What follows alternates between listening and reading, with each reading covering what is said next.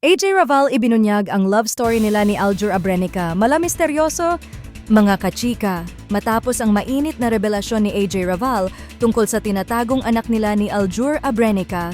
Ngayon naman, mainit pero punong-puno ng kilig ang bagong binunyag ng actress. Sa Fast Talk with Boy Abunda, ibinunyag ni AJ ang makulay at misteryosong simula ng relasyon nila ni Aljur. At yes mga kachika, nagsimula daw ito sa pelikulang Neriza noong 2021, kung saan believe it or not, magkapatid pa ang role nila. Araw-araw daw may bulaklak sa kanyang shooting box, pero clueless siya kung kanino galing. Nagtataka po ako bakit po laging may bulaklak sa loob, kwento ni AJ.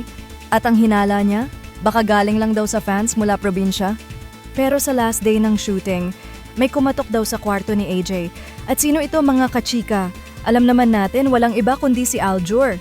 Dala lang ang isang rose, pero hindi daw nang ligaw.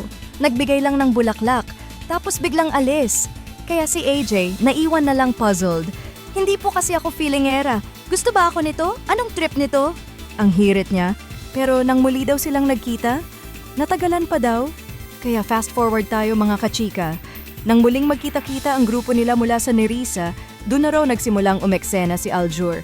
Pero hindi kay AJ, kundi sa mga magulang niya. Pinupuntahan na niya po yung tatay ko, yung nanay ko, kinakausap na po niya, pagbunyag ni AJ.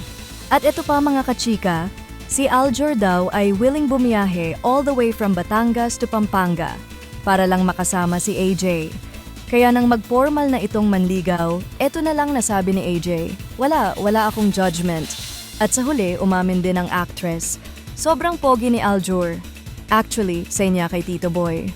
Mga kachika, mula sa bulaklak sa box hanggang road trip sa Pampanga, hindi ba't parang teleserye ang love story na ito?